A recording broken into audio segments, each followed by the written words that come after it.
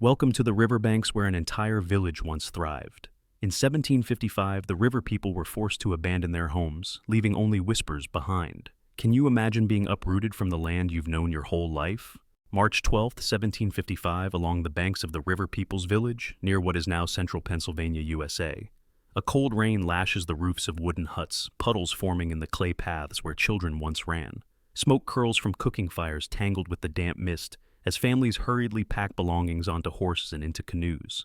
The low rumble of drums from the distant fort cuts through the morning haze, a warning that their world is about to shift. Borders will be redrawn, homes abandoned, and a chapter of their history erased from the land.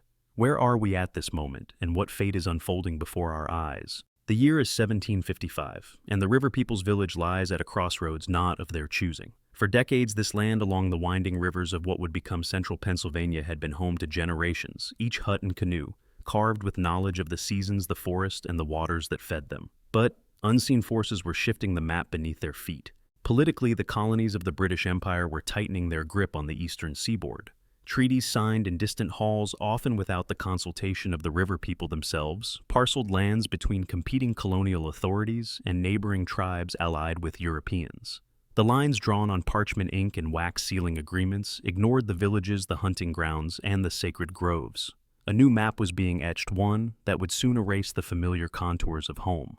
Economically, rivers that once carried the trade of furs, food, and crafted goods now ran the risk of militarization. Forts and trading posts established under the guise of commerce and protection became checkpoints of control. Canoes that had floated freely were now subject to inspection tolls and occasional seizure. The lifeblood of the village corn game, smoked fish, moved under surveillance, and the subtle negotiations that sustained the village economy were replaced with rigid decrees and the unpredictable whims of officers stationed in distant forts. Socially, the village had already been weakened. Smallpox and influenza, introduced through contact with traders and travelers, had passed quietly, at first, then violently. Families lost elders, teachers, and spiritual guides. Children who had learned the songs of the river and the rhythms of planting and harvesting were suddenly without teachers. Mourning was carried into the work of survival, planting, hunting, carrying water, mending roofs. Social cohesion, once held by shared ritual and common labor, frayed under the weight of disease, hunger, and uncertainty. The convergence of these forces, political treaties drawn on distant tables, economic control enforced by armed posts, and the social strain of disease, made the village vulnerable. Orders of relocation came, not as an abstract warning, but as a demand. The river people were to leave their ancestral grounds and march toward designated protected lands, often under the watchful eyes of soldiers armed not only with muskets, but with the authority of law they did not consent to. Maps tell part of the story. One line of ink indicates British claims, another colonial ambitions, a third marks the lands promised to neighboring tribes. On the ground, however, the river people saw fences erected, posts built, and scouts patrolling. Every path that once led freely to fishing spots, medicinal plants, and hunting grounds now intersected with strangers bearing guns and proclamations.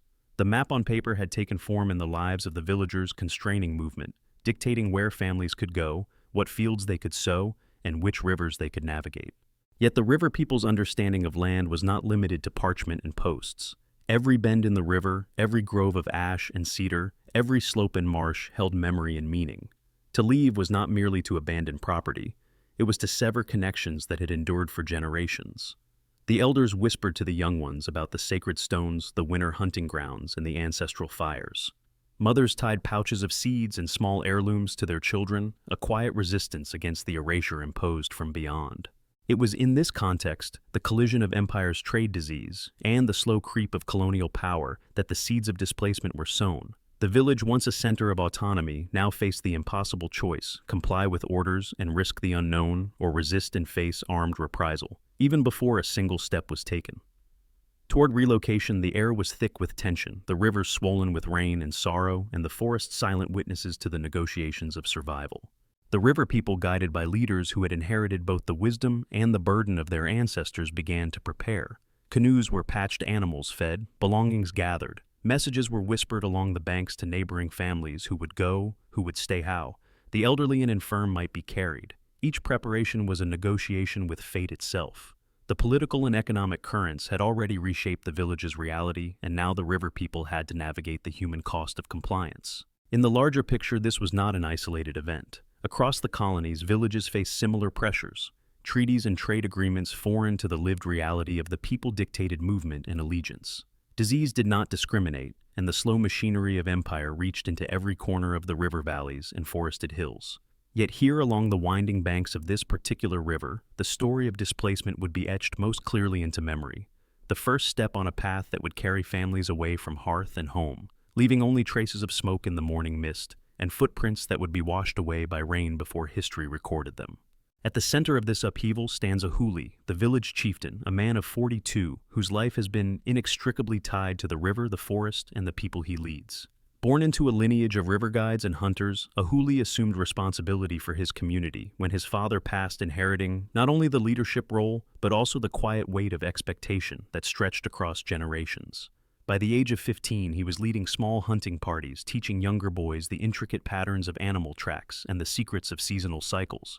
By 30, he had become the voice of the village in negotiations with colonial traders, mediating disputes over furs, corn, and sacred lands. Leadership was never ceremonial. It was a daily act of survival, a constant negotiation between human desire, the natural world, and encroaching outsiders. Ahuli's household is modest, but purposeful. A simple birch bark canoe rests near the riverbank, patched and reinforced for travel. A carved wooden staff, etched with the marks of his ancestors, serves both as a symbol of authority and a practical tool for guiding people and animals alike. Around him, the villagers' family peasantins and close allies move with disciplined urgency, following the routines honed through years of seasonal migrations and hunting expeditions. His wife Senna ensures the children are dressed and provisioned for the coming journey. His brother, a scout named Napi, moves ahead along the banks to assess the terrain and report any dangers. Every face carries the same mix of apprehension and determination, each gesture rehearsed, yet burdened with the uncertainty of the day. Ahuli's motivation is clear: protect his people, preserve as much of their way of life as possible, and navigate the impossible choice imposed upon them by distant powers. Yet his fear is equally tangible. The orders of relocation carry the implicit threat of violence and loss. A misstep could result in families separated, sacred spaces desecrated, or worse. Each decision is a balance between caution and necessity, which paths to take, which canoes to load first, and who must be carried on foot when the terrain proves treacherous. He consults the small pouch at his belt containing tobacco and sacred herbs, not for ritual alone, but for grounding in moments of indecision, a tactile connection to generations before him, who faced similarly impossible choices. The journey begins not with grandeur, but with the quiet rhythm of preparation. Ahuli walks through the village, nodding to elders who sit near the river, their hands cupping small fires to ward off the chill. He gestures to families to move supplies into canoes, his staff tapping against the ground in a measured beat. Children cling to their mothers wide-eyed, absorbing both the fear and the unspoken lessons of resilience. Scouts report back from the edges of the forest. One warns of a washed-out path, another signals the presence of British patrols along a familiar river bend. Each piece of information is weighed, each choice deliberate, for the chieftain carries not just the physical burden of guiding people, but the moral weight of keeping them alive and intact. Ahuli's leadership is neither heroic in the romantic sense, nor devoid of doubt. There are moments he pauses, hand on staff, listening to the river's current, considering which route will minimize suffering, which will preserve life rather than land. He remembers the elders' teachings. The river is both guide and judge, and the forest's patterns are not to be ignored. He recalls lessons from his youth. A misread sign in winter could mean frostbite or starvation. Now those lessons carry the added weight of colonial edicts and armed oversight. He must lead, yet every step risks the unraveling of the community he has sworn to protect. Family ties bind his decisions tightly. His sister's children, young and fragile, require careful placement in canoes. His aging mother cannot walk long distances and must be supported by 2 men. Senna, his wife, navigates the distribution of food and blankets, the careful rationing of what is already insufficient. Ahuli consults her, often recognizing that leadership is shared across generations and that wisdom is found in every corner of the village. Decisions are made collectively but carried individually. His staff may tap, but it is the network of relationships that moves the people forward. His fears are mirrored in subtle ways: the children who whimper when a canoe tilts too sharply, the elders who frown at the unfamiliar paths through the forest, the sudden silence when a patrol is sighted upstream. Each observation feeds into Ahuli's calculations: where to cross, how to avoid confrontation, when to rest. Every miscalculation has consequences he cannot undo, and yet in the face of uncertainty he projects calm. The rhythm of movement, loading, paddling, marching, scouting, is reinforced by his voice, steady and low, guiding them through the unknown. His authority is not asserted by coercion, but by the trust he has cultivated over decades. Ahuli's story is a lens into the lived reality of displacement. It is not abstract, it is tactile. The feel of wet earth underfoot, the weight of a child on his back, the ache of arms lifting paddles for hours. It is the cadence of human life caught in the machinery of political power. Each moment reveals both vulnerability and resilience the river people cannot control. The treaties inked far away, but they can control how they move, how they carry memories, how they teach the next generation to remember. Ahuli's choices embody this tension, and in him, listeners find a point of empathy, a person navigating forces larger than himself, yet grounded in community landscape and memory. As the first canoes are pushed into the rising current, and the march begins through the muddy paths toward uncertain lands, Ahuli's presence is both anchor and compass. He represents more than a leader. He is a vessel of history, culture, and collective survival. To follow him is to witness not only a journey across space but across the fragile terrain of human endurance under the shadow of displacement. His staff cuts a measured rhythm against the earth, echoing through the mist, reminding all that while the village may vanish from its place, its story continues through the actions, decisions, and memory of those who walk beside him. As Riverine Village stood on the brink of change, one young figure emerged within the community, Ahyok, a 16-year-old scout. The son of the village elder, Ahyok, had witnessed multiple minor conflicts and crop failures since the age of 12. These early experiences forced him to learn how to read subtle environmental signals, the wind through the trees, smoke from afar, or unfamiliar footprints along the riverbank. Ahyok was not yet a fully grown warrior, but he was trusted for his alertness and keen observational skills. Daily excursions to monitor the river watch, passing trade canoes, and keep an eye on neighboring tribes had trained him to assess risks before they became disasters. The wooden bow in his hands, along with his quiver of arrows, served not only for hunting, but also for self-defense and signaling warnings to the village. Ahyok's family included his mother, younger brother, and several other hunting party members. These relationships formed a crucial support network, where each of his actions directly affected their safety. His mother taught him basic survival skills, identifying animal tracks, setting up temporary shelters, and moving stealthily without leaving traces. His 10-year-old brother followed closely, helping carry food or bundles during patrols along the river. Ahyok's motivation stemmed from a desire to protect his family and maintain harmony within the community. His greatest fear was the unexpected and unknown group, a military outpost or a migrating tribe. Yet, beyond fear, Ahyok represented the potential of the younger generation to observe, adapt, and make quick decisions when danger signals appeared.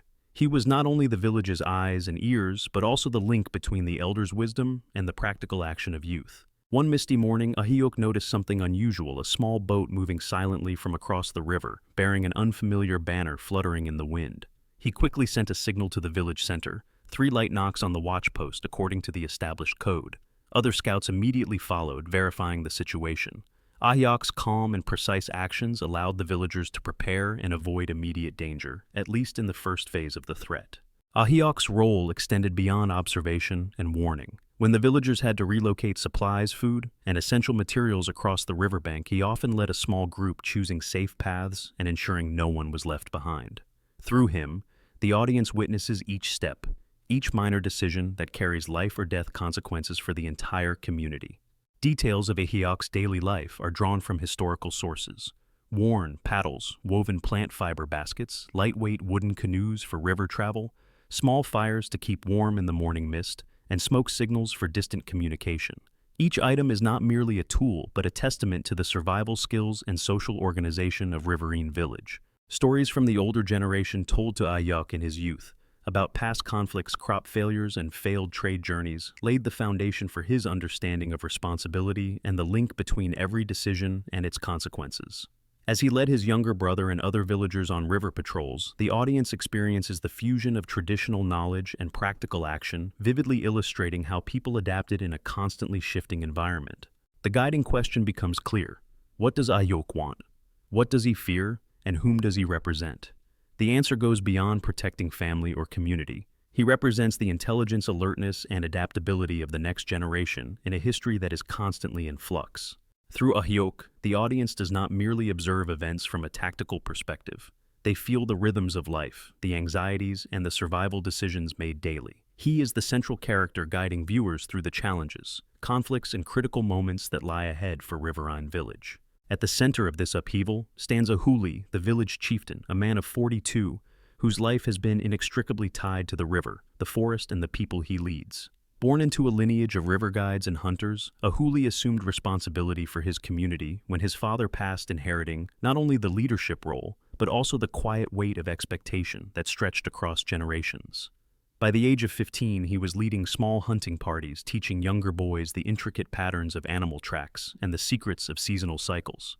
By 30, he had become the voice of the village in negotiations with colonial traders, mediating disputes over furs, corn, and sacred lands. Leadership was never ceremonial. It was a daily act of survival, a constant negotiation between human desire, the natural world, and encroaching outsiders. Ahuli's household is modest but purposeful. A simple birch bark canoe rests near the riverbank, patched and reinforced for travel. A carved wooden staff etched with the marks of his ancestors serves both as a symbol of authority and a practical tool for guiding people and animals alike.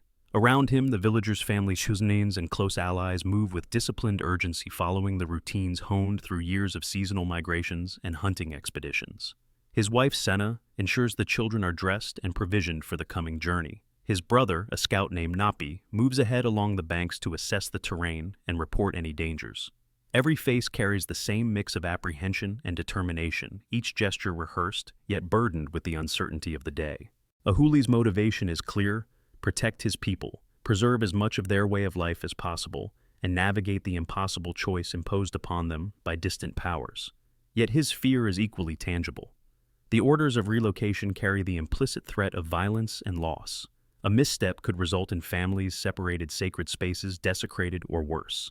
Each decision is a balance between caution and necessity: which paths to take, which canoes to load first, and who must be carried on foot when the terrain proves treacherous. He consults the small pouch at his belt containing tobacco and sacred herbs, not for ritual alone, but for grounding in moments of indecision, a tactile connection to generations before him, who faced similarly impossible choices.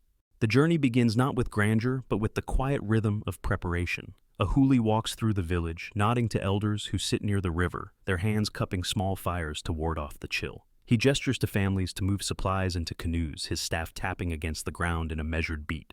Children cling to their mothers wide-eyed, absorbing both the fear and the unspoken lessons of resilience. Scouts report back from the edges of the forest. One warns of a washed-out path. Another signals the presence of British patrols along a familiar river bend. Each piece of information is weighed, each choice deliberate, for the chieftain carries not just the physical burden of guiding people, but the moral weight of keeping them alive and intact. Ahuli's leadership is neither heroic in the romantic sense nor devoid of doubt. There are moments he pauses, hand on staff, listening to the river's current, considering which route will minimize suffering, which will preserve life rather than land. He remembers the elders' teachings. The river is both guide and judge, and the forest's patterns are not to be ignored. He recalls lessons from his youth. A misread sign in winter could mean frostbite or starvation. Now those lessons carry the added weight of colonial edicts and armed oversight. He must lead, yet every step risks the unraveling of the community he has sworn to protect. Family ties bind his decisions tightly. His sister's children, young and fragile, require careful placement in canoes. His aging mother cannot walk long distances and must be supported by 2 men. Senna, his wife, navigates the distribution of food and blankets, the careful rationing of what is already insufficient. Ahuli consults her, often recognizing that leadership is shared across generations, and that wisdom is found in every corner of the village. Decisions are made collectively, but carried individually. His staff may tap, but it is the network of relationships that moves the people forward. His fears are mirrored in subtle ways. The children who whimper when a canoe tilts too sharply, the elders who frown at the unfamiliar paths through the forest, the sudden silence when a patrol is sighted upstream. Each observation feeds into Ahuli's calculations: where to cross, how to avoid confrontation, when to rest. Every miscalculation has consequences he cannot undo, and yet in the face of uncertainty, he projects calm. The rhythm of movement, loading, paddling, marching, scouting, is reinforced by his voice, steady and low, guiding them through the unknown. His authority is not asserted by coercion, but by the trust he has cultivated over decades. Ahuli's story is a lens into the lived reality of displacement. It is not abstract, it is tactile. The feel of wet earth underfoot, the weight of a child on his back, the ache of arms lifting paddles for hours. It is the cadence of human life caught in the machinery of political power. Each moment reveals both vulnerability and resilience the river people cannot control. The The treaties inked far away, but they can control how they move, how they carry memories, how they teach the next generation to remember. Ahuli's choices embody this tension, and in him listeners find a point of empathy, a person navigating forces larger than himself, yet grounded in community landscape and memory. As the first canoes are pushed into the rising current and the march begins through the muddy paths toward uncertain lands, Ahuli's presence is both anchor and compass. He represents more than a leader. He is a vessel of history, culture, and collective survival. To follow him is to witness not only a journey across space but across the fragile terrain of human endurance under the shadow of displacement. His staff cuts a measured rhythm against the earth, echoing through the mist, reminding all that while the village may vanish from its place, its story continues through the actions, decisions, and memory of those who walk beside him. March 12th, 1755. Dawn breaks over the river people's village, shrouded in the low fog that clings to the riverbanks. The morning air is heavy, thick with the scent of wet earth and smoldering hearths. Children stir reluctantly under blankets dampened by overnight rain. Elders rise slowly wrapped in worn shawls, their faces etched with unease. The village has long lived in relative autonomy, yet today that autonomy will be tested. The first signal arrives in the form of a mounted messenger, the hooves of his horse pounding mud into the village square, splashing the quiet morning with urgency. A folded parchment soaked and smeared is delivered to Ahuli's hands. The seal of the colonial authority is unmistakable. Every family is to relocate immediately to lands designated by the crown. No exceptions, no negotiations. The parchment is read aloud, its words slicing through the morning like a blade. By order of the governor, all inhabitants of the river, People's Village must relocate within 3 days to the assigned western allotments. Non-compliance will be considered an act of insubordination. Murmurs ripple through the crowd. Some whisper in disbelief, others stare silently at the ground, aware of the impossible logistics ahead. Canoes must be patched, food divided, livestock corralled, the elderly and infirm considered. The path stretches for miles through uncharted forest and treacherous river crossings. Yet no time is given for hesitation. Ahuli gathers the elders and heads of families near the riverbank. The air vibrates with tension. Decisions are made quickly. Who will guide the youngest children, who carries what provisions, which canoes can hold the heaviest loads? Senna Ahuli's wife counts blankets and bundles, ensuring that the smallest ones are not left behind. Scouts, including Napi, fan out into the surrounding woods to confirm safe passage and note possible obstacles. Every action is measured against both urgency and survival, yet the weight of uncertainty presses on all shoulders. The signal to begin is not ceremonial. It is practical and unavoidable. A patrol from the colonial fort appears on the river's edge, muskets slung, the authority of inked orders made tangible. Their presence transforms the relocation from abstract decree into immediate reality. Families move swiftly, loading canoes with children, livestock, and what possessions can be carried. The river, once a source of life and trade, now serves as both highway and barrier, demanding vigilance and constant effort. Even a misstep, a tipped canoe, a lost bundle, carries consequences that ripple through the community. Within the first hours, the impact is clear. A young boy, startled by the sudden rush, drops a bundle of dried corn into the river, and Senna's cry rises above the murmur of moving people. Elders stumble along the mud, assisted by children old enough to help, yet too small to bear the strain alone. The physical exertion mirrors the psychological pressure. The river people are uprooted, moving under the watch of soldiers, guided by a chieftain whose decisions may mean life or death.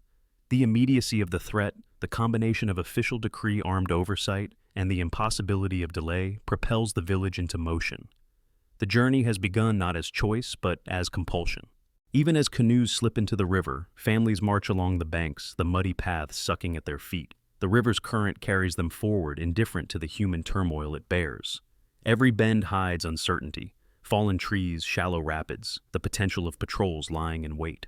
Ahuli's staff taps a rhythm on the ground, marking the pace, keeping the group coordinated. Each step, each paddle stroke, is a negotiation with the elements, the terrain, and the edicts of a distant authority that neither knows nor values the intricacies of village life. By midday, the consequences of the day's upheaval become tangible. Some canoes are damaged in shallow rapids. Provisions are lost, soaked by the river.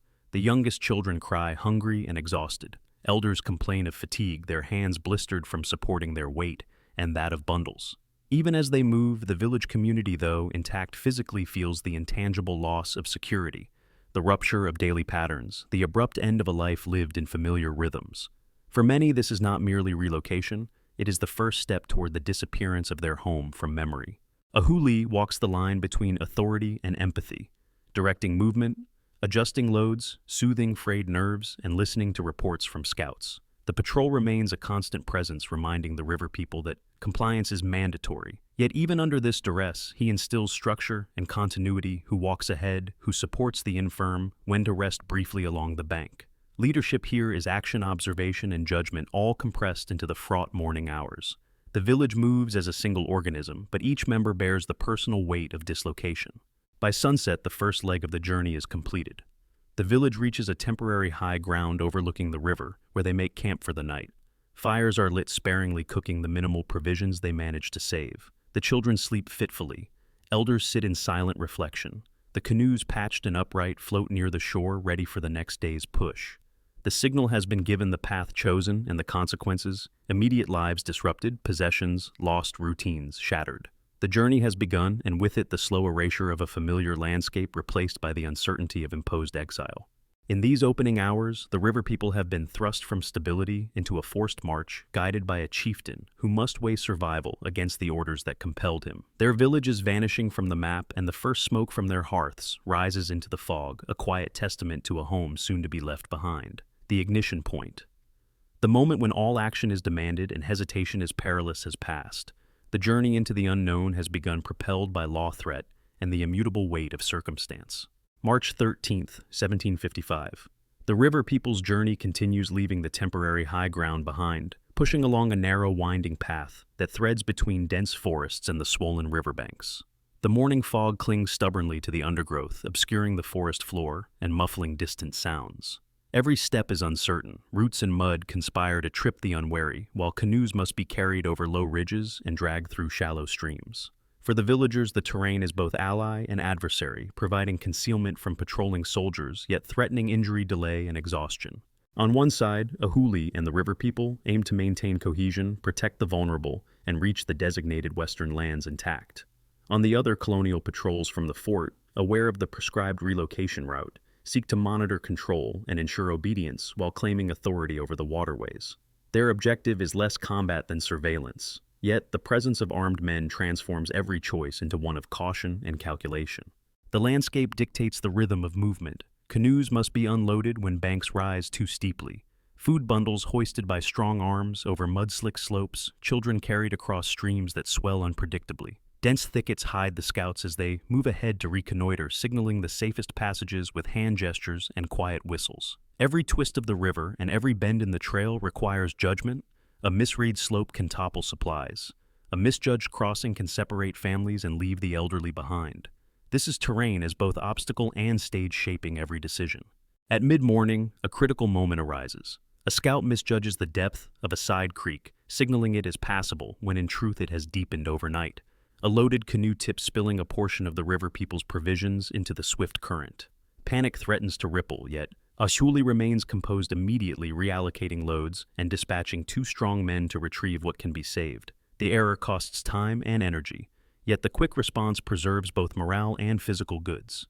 This is the first pivot point of the journey. The terrain and miscalculation force a tactical adaptation, reinforcing the constant negotiation between human agency and environmental constraint. As the group progresses, the forest opens briefly into a marshy floodplain, the ground soft and treacherous, the river visible on the far bank. The villagers must decide whether to skirt the marsh, adding distance but safety, or risk crossing, expediting progress but inviting injury and potential exposure to colonial patrols. A huli deliberates, consulting the scouts and elders, measuring weight of canoes, age of travelers, and the limited daylight remaining. Ultimately, he opts for the safer, longer route, understanding that survival takes precedence over speed. This choice slows their march, but preserves the integrity of the group, a decision dictated not by fear alone, but by practical mastery of the land. Meanwhile, the patrols adjust. Soldiers spot traces of movement, footprints along muddy banks, broken reeds, and smoke rising faintly from cooking fires. They advance cautiously, unsure if the river people will resist or comply, and adjust positions accordingly. Their presence adds tension, forcing a huli to modify routes, send scouts ahead, and coordinate crossings with meticulous attention. Communication becomes critical. Hand signals, small fires, and whispered instructions ensure the villagers move, as a unit, minimizing risk of separation or exposure. The terrain continues to shape opportunity. A shallow river bend offers both a crossing and a concealed vantage. Ahuli orders canoes launched into the current. One at a time, children and the elderly carried first. Scouts move along banks to monitor soldiers ready to signal if danger approaches. Here, the interplay of water forest and human organization determines immediate outcomes. A swift misstep could strand individuals, yet careful orchestration allows the group to maintain cohesion. By late afternoon, the river people encounter a natural choke point, a narrow gorge flanked by steep hills, water rushing below. The path demands concentration and coordination. One misaligned canoe could capsize and block others. Ahuli positions strong villagers at critical points using ropes and pulleys improvised from vines and harnesses. The natural geometry of the gorge dictates their actions, yet human ingenuity turns hazard into passage. The moment is tense quiet, except for water and urgent instructions, but the group passes with minimal loss. This is terrain-forcing adaptation, creating the first significant pivot in the expedition. The consequences of each decision are immediate and tangible. A child wails when a bundle of blankets falls into the river. Elders' arms ache from lifting canoes. Scouts' legs are scratched and bruised from navigating slippery rocks. Yet every minor injury, every loss of supplies is recorded mentally and physically, shaping future actions and decisions. Terrain is no longer abstract. It is a force acting directly on human bodies, determining the pace, strategy, and welfare of the displaced community. Evenings bring assessment. Ahuli gathers the adults at temporary campsites, reviewing what was lost, what can be salvaged, and how to adjust the next day's route. The forest and river have dictated the march. Human leadership adapts, improvises, and mitigates. Signals from scouts inform of patrol positions and environmental hazards. Decisions are made collectively, yet executed individually, each person understanding their role in the preservation of the village's integrity. The interplay of intention, geography, and circumstance has defined the day's outcomes. By sunset, the village reaches a plateau overlooking the river, the first of several natural milestones marking progress. Fires are lit, canoes aligned, and the group rests. The day has been a trial. Miscalculations, environmental obstacles, and the ever-present colonial oversight have tested the village's resilience. Yet through careful observation and adaptation, the river people have preserved their numbers, their provisions, and their cohesion. The terrain has imposed limits, but also created opportunities, moments where quick thinking mitigates error, where human organization overcomes natural adversity. This first major movement demonstrates the essential interaction of intent, landscape, and contingency. The river people's knowledge of the river and forest guides them, but each misjudgment or unanticipated obstacle serves as a reminder that terrain is a co-author of history. Leadership, foresight, and flexibility are tested, and the village moves forward not as passive subjects, but as active participants negotiating every footstep against the constraints imposed by land, water, and circumstance.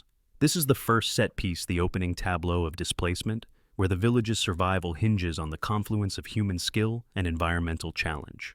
As the river people continued their reluctant march along the winding river paths, a single question began to echo among them. Though unspoken, how could the same event be described in such irreconcilably different ways? For those in distant halls of colonial authority, March 12, 1755, was merely the execution of a legal mandate.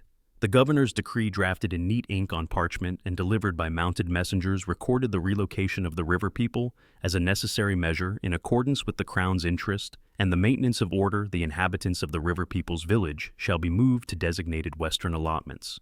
Compliance is required to ensure the security of the region and the proper administration of the land. The document emphasized efficiency, legality, and control.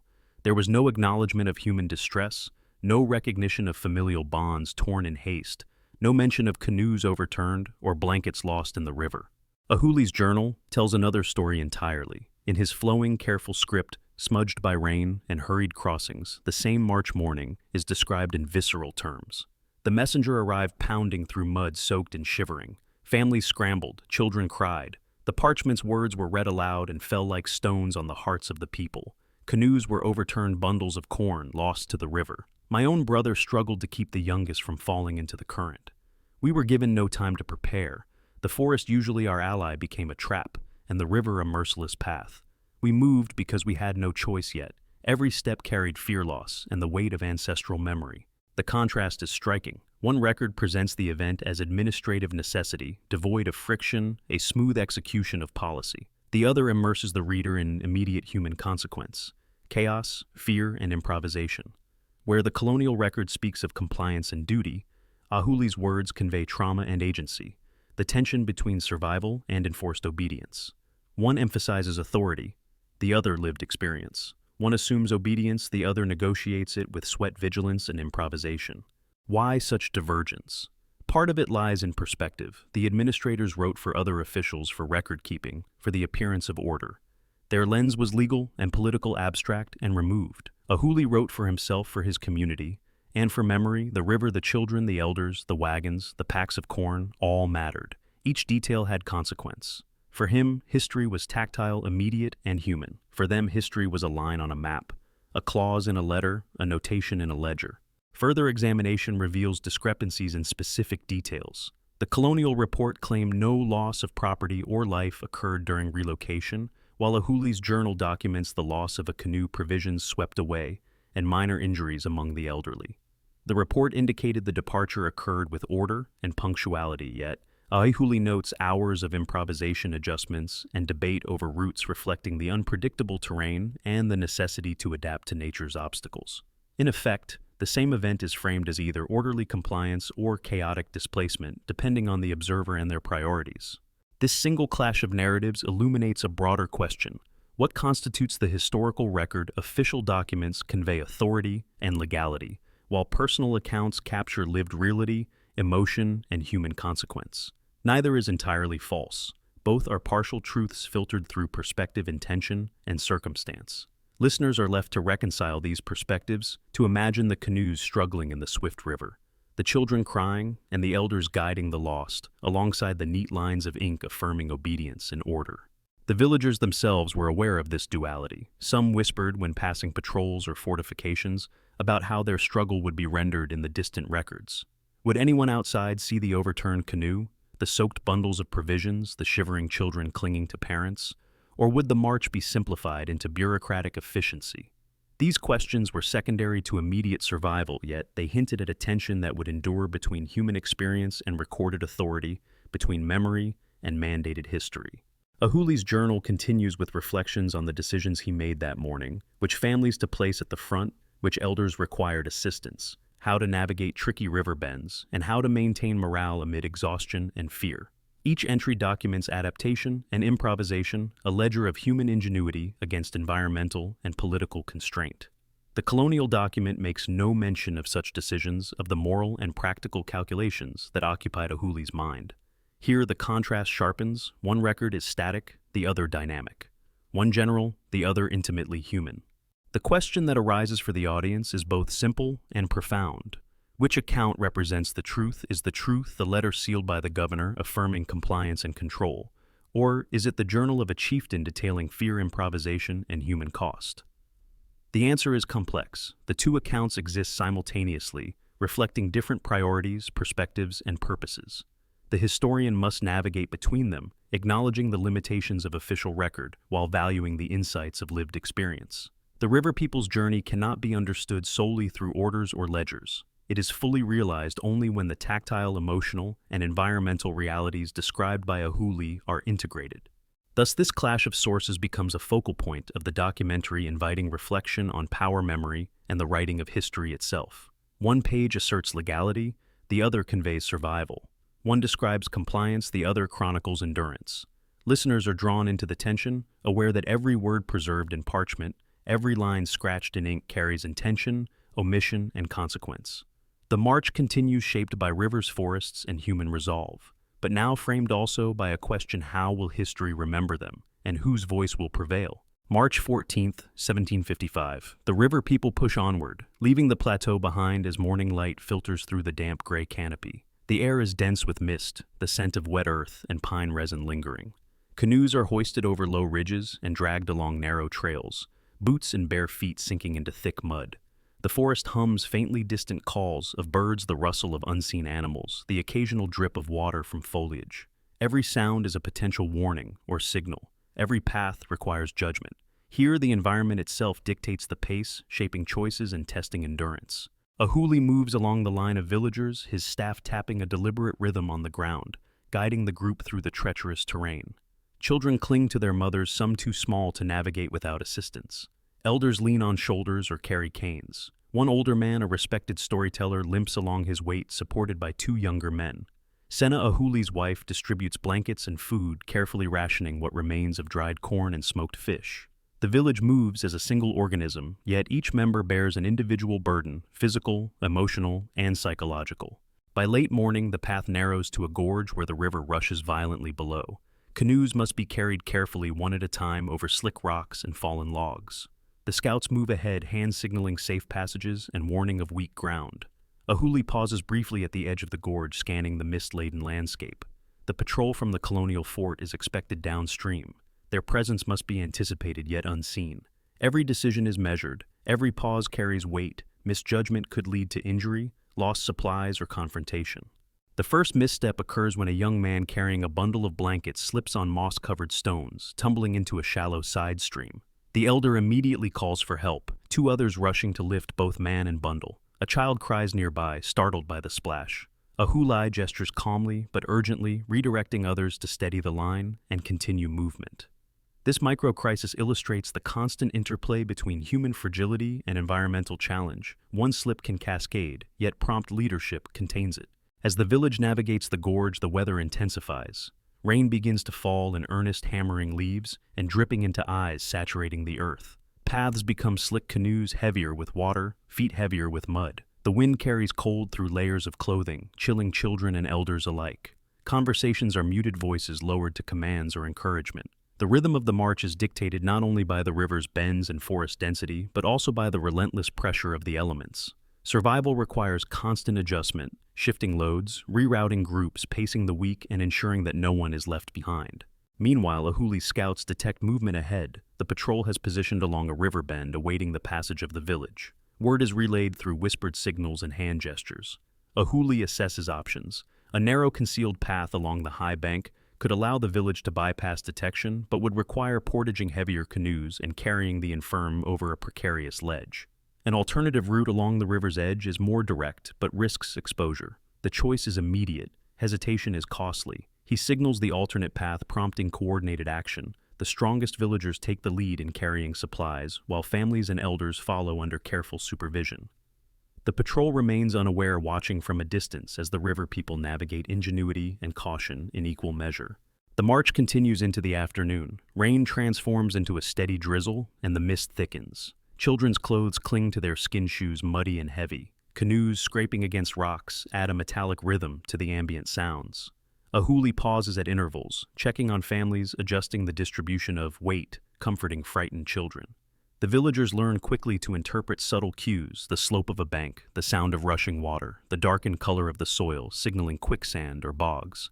Every choice carries immediate consequence. Every movement is both physical and moral, ensuring safety, maintaining morale, preserving unity.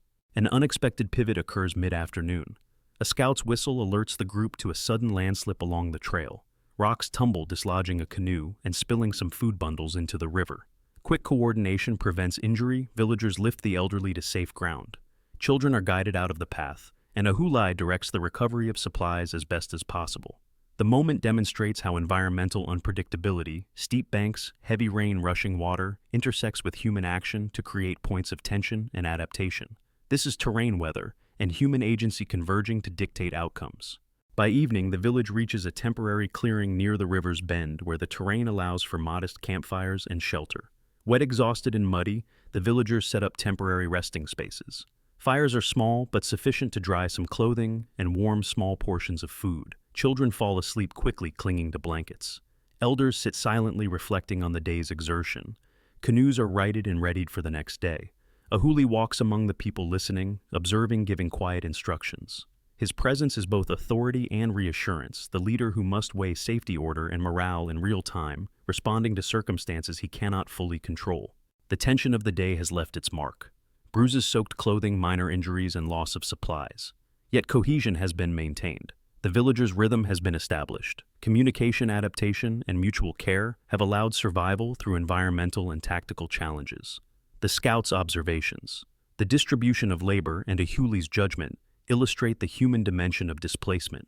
Each person is integral to the collective movement, each choice a negotiation with geography, weather, and imposed authority. Night descends, mist still lingering above the river. Fires crackle, and whispered conversations speak of the path ahead. more river bends, forested ridges, and the ever-present uncertainty of colonial patrols. The day has been a crucible. The river people have learned to adapt, improvise, and protect one another under stress, all while navigating a landscape both familiar and treacherous. The escalation of tension, rain landslips, patrols, fatigue is tempered by leadership coordination and the resilience of the community. Every person has been tested, yet the village endures, moving collectively into an uncertain future. In these hours, listeners witness both the scale of historical forces and the intimate detail of human experience. The weight of a child carried across mud, the careful lifting of a canoe, the subtle hand signals between scouts.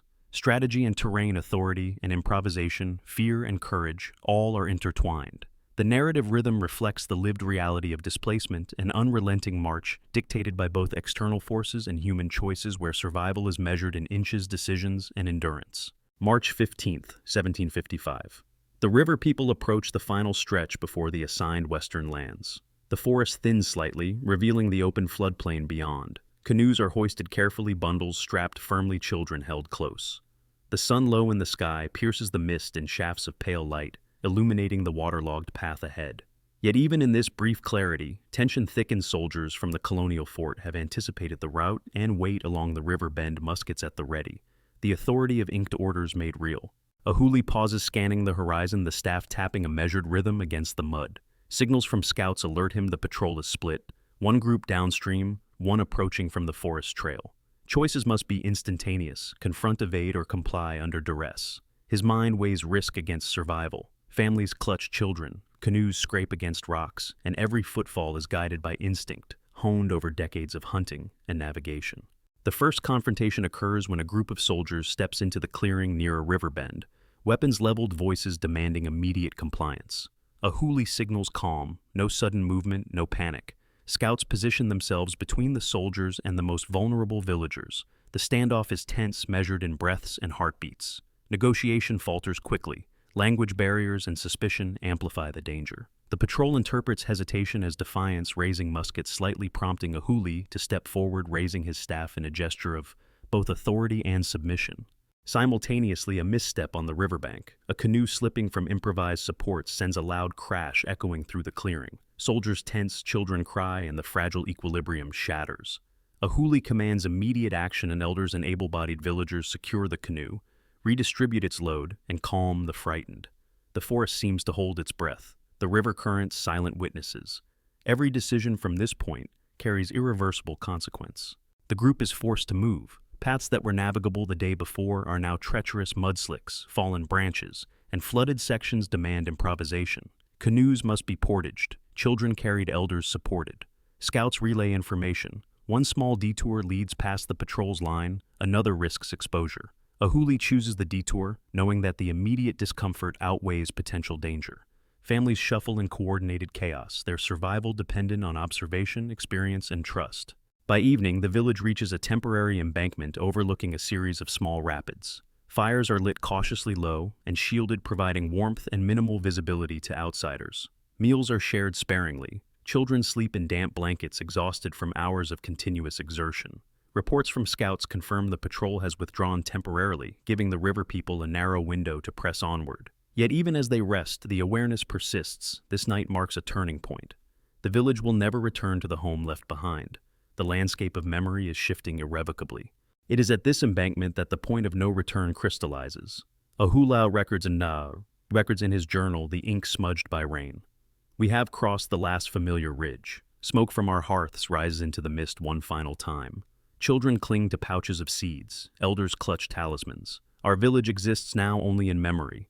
Every choice tonight will define what remains of us. There is no path backward. The river will bear witness, the forest will remember, but our home is lost to the decree of distant hands. In the unfolding narrative, the chain of actions is clear. The patrol's presence, environmental obstacles, human errors, and quick decisions collectively define the trajectory. A tipped canoe, a misread signal, a misstep on the embankment all become catalysts. Yet it is the combination of these with leadership coordination and resilience that allows the group to survive. The villagers adapt, continuously improvising crossings, supporting the weak, and maintaining morale amid fear and uncertainty. As darkness settles fully, a final crisis arises. A small fire breaks out near a stored pile of provisions, likely caused by sparks from the embers and the wind. A huli directs immediate action, water is drawn from the river, blankets smother flames, children and elders are moved to safety. The fire is contained, but the anxiety leaves its mark. This is the final test of the village's cohesion, a microcosm of the broader journey.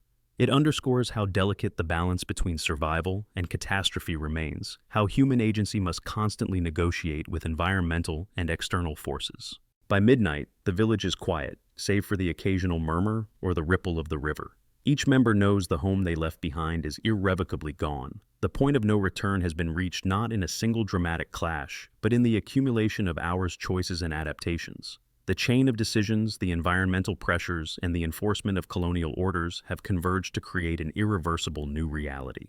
The river people will continue, but the landscape of their past is closed. Memory alone preserves it. From the perspective of archival documentation, the staccato events patrol sighting canoe, tipped fire outbreak, constitute both literal and symbolic closure. Records end, journals smear pages tear. The documentation itself acknowledges limits. Yet within this closure lies the essence of human endurance. Families move as one, leaders guide, scouts observe, children survive, and elders bear witness. The point of no return is both historical and emotional, marking the transition from life in place to life in exile, from known geography to unknown lands, from stability to adaptation. Listeners are left with the resonance of a moment that cannot be undone. The village has crossed a threshold. Every subsequent step will be measured against the choice to survive, against the memory of what has been irrevocably lost. Here, the documentary reaches its emotional apex, the moment zero of displacement, where both narrative and historical consequences converge. The river people continue, altered by circumstance, guided by leadership, tempered by environmental pressures, and forever marked by the events of this pivotal day. 1 year after the river people were forced from their ancestral village along the riverbanks of central Pennsylvania, life had transformed in both subtle and profound ways. In 1756, temporary camps had become semi-permanent settlements along the western banks, where terrain was less familiar and resources more scarce. Families rebuilt shelters from saplings and bark, but the loss of fertile land meant smaller harvests and thinner stores. Canoes, once abundant and reliable, were patched and rationed, carrying only essential supplies. Children learned the rhythm of survival in a new landscape, while elders mourned the absence of sacred groves and the winter hunting grounds that had guided generations. The political landscape shifted as well. Colonial authorities formalized their claims, with the Treaty of 1756 ratified in distant halls, but felt keenly by those on the ground. Lands once occupied by the river people were ceded to allied tribes and colonial settlers, redefining local boundaries and authority. Names of familiar streams and clearings were replaced with designations drawn on maps far removed from lived experience. The village's former location was no longer marked in daily life, only preserved in memory and in sporadic notes within a huli's journal. 5 years later, in 1760, the long-term consequences became more visible. Children who had been toddlers during the displacement were growing into adolescence in entirely new surroundings, their understanding of homeland mediated through stories rather than direct experience. A small school established by colonial administrators introduced English language and customs intended to civilize and assimilate, but inadvertently eroding native knowledge and traditions. Seasonal patterns were different hunting grounds, distant rivers less navigable. The community had to adapt continuously, relying on scouts and leaders like a huli to interpret a landscape that bore little resemblance to the village they had lost. Within the same period, social hierarchies shifted. Families that had lost more members or resources struggled for influence, while those who had maintained cohesion or who possessed more adaptive strategies assumed leadership roles. The community's internal dynamics were reshaped, influenced both by necessity and the subtle pressures of colonial oversight. A huli, now older and more deliberate, maintained the delicate balance, negotiating access to resources, mediating disputes, and preserving ritual practices where possible. The map of power, both physical and social, had changed with new lines drawn by displacement survival and the imposition of external authority. By 20 years after the displacement in 1775, the landscape of memory and identity had been permanently altered. The western lands allocated to the river people had become home, but never equivalent to the river's forests and groves left behind. Names of places were hybridized or replaced, and many traditional sites of spiritual and communal significance were lost. Descendants knew the village only through oral tradition and fragmentary written accounts. Seasonal migrations, hunting patterns, and river crossings had been reshaped by the limitations of the new territory. Yet some elements of culture persisted. Songs, storytelling, and rituals maintained continuity despite physical uprooting. Even the education imposed in the intervening years, designed to integrate children into colonial society, could not fully erase the embedded knowledge and memory carried by elders. Canoes, paddles, and tools passed down from Mahuli and his contemporaries were preserved and used to instruct the next generation in both survival and cultural continuity. While maps now reflected colonial claims and renamed lands, lived experience told a different story, one of adaptation, resilience, and the quiet assertion of presence in a landscape that had been forcibly altered. The cumulative effect of displacement, short-term survival challenges, medium-term social restructuring, and long-term shifts in cultural and geographic memory illustrates the lasting consequences of forced relocation. Families had lost immediate access to ancestral lands, but they retained cohesion. Traditions had been challenged yet selectively preserved. Political autonomy had been curtailed, yet negotiation and leadership persisted. The new map was drawn not only in ink and paper, but in the pathways of rivers, the location of encampments, and the memory carried from one generation to the next. As the river people settled into this transformed landscape, the consequences of the 1755 displacement became embedded in daily life. Seasonal rhythms, adapted tools and methods modified to suit unfamiliar terrain, and social networks extended to connect with other displaced communities. The scars of loss were evident in absence. The old village was gone, sacred sites, abandoned familiar fishing spots, unreachable. Yet in the actions of children, in the songs preserved by elders, and in the leadership of figures like Ahuli, continuity endured. The map was not merely of territory, but of memory, culture, and survival, a layered cartography of adaptation forged under duress. In examining these three temporal lenses, 1 year, 5 years, 20 years, we understand the layered impact of displacement. Short-term immediate survival, relocation, and provision loss. Mid-term education, social hierarchy, shifts, adaptation to new territory. Long-term cultural memory, naming of places, altered relationships to the landscape, and preservation of identity under imposed change. Each stage reflects the ongoing negotiation between environment, colonial authority, and the river people's resilience. The point of no return of March 1755 did not merely uproot a village. It redirected the course of lives, social structures, and cultural geography for generations to come. By 1775, 2 decades after the river people were forced from their village, the landscape of memory had become as significant as the physical geography itself. The western banks where families had resettled were no longer alien wilderness, but a home gradually woven with familiarity. Yet the old village, the original site along the river, lingered in collective memory. Its name, its sacred groves, and the places where children once played remained alive in stories, songs, and ritual practices. One enduring remnant is the annual river gathering, a seasonal ceremony held near the original river bend. Elders recount the journey of their ancestors, weaving narrative with song. Children learn the traditional chants, their voices rising in unison, echoing across the water. These melodies carry more than music. They carry encoded knowledge, which areas were fertile, where medicinal plants grew, and how the river currents shifted with the seasons. Through these songs, the river people transmit ecological, cultural, and historical memory in a manner that paper records could never capture. Another tangible marker is the small cemetery atop the ridge that overlooked the original village site. Gravestones, though weathered and unmarked by European conventions, preserve the lineage and the names of those lost during the displacement. Visitors touch the stones, tracing names and dates, remembering both individuals and the collective rupture. For the river people, the cemetery serves as a mnemonic anchor, a physical point, linking generations, allowing descendants to contextualize their history within both land and memory. A third vestige is the preserved canoe, patched and passed down through generations. Though now retired from active use, it stands in the community center as both artifact and teaching tool.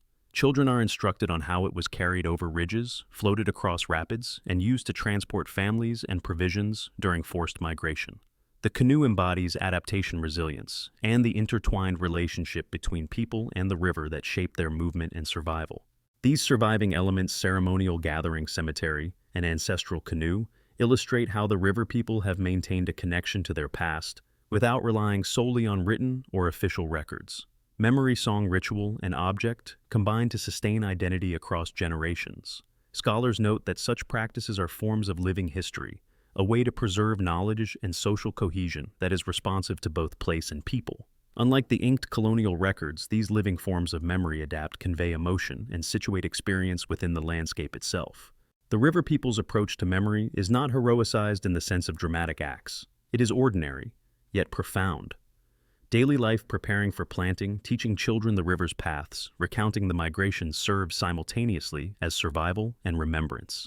The landscape retains its endonyms, the original names in the native tongue, which continue to inform navigation, cultural practice, and storytelling. By maintaining these names and practices, the river people assert a continuity of identity, despite centuries of displacement and external authority. In reflecting upon this, one realizes that the question of how do we remember transcends mere nostalgia. The answer lies in the integration of land, story, and community. Memory is embedded in the rhythm of annual gatherings, the etched lines of gravestones, the physical form of a canoe, and the intergenerational transmission of knowledge. It is both adaptive and persistent, preserving the link between ancestors' descendants and the land itself. What can contemporary observers learn from this? The river people demonstrate that cultural continuity need not rely exclusively on texts or official recognition. Embedded in ritual object and oral tradition, memory becomes a living map capable of guiding navigation, informing ethical practice, and shaping identity across centuries. The landscape, though, altered politically and physically, retains its significance through these layers of lived experience. Every song, every tale, every artifact connects the present to the past, reminding listeners that history is not only recorded, but inhabited. Thus, as the documentary concludes, the voices of those who remain the elders, the children, the community leaders speak through song, touch, and ritual. The river people's story is neither static nor purely archival. It continues to unfold in memory practice and the land itself. Listeners are left with a meditation on the interplay between displacement and memory, between authority and lived experience, and between landscape and identity. In the songs sung by children in the weathered stones of the cemetery, and in the preserved canoe, the past lives on, instructing, reminding, and connecting across generations. Through these echoes, we learn that the river people's legacy is not erased by displacement or by maps drawn in ink. Memory, practice, and place endure, offering a model of how communities negotiate survival, maintain cultural identity, and preserve knowledge of both land and history. The people who stayed behind speak not in written proclamations, but through acts of remembrance that shape the very ground beneath their feet, and invite listeners to witness, reflect, and understand the depth of human resilience across time. Which decision would have been the hardest, leaving home, protecting the children, or trusting the leader? Share your answer below.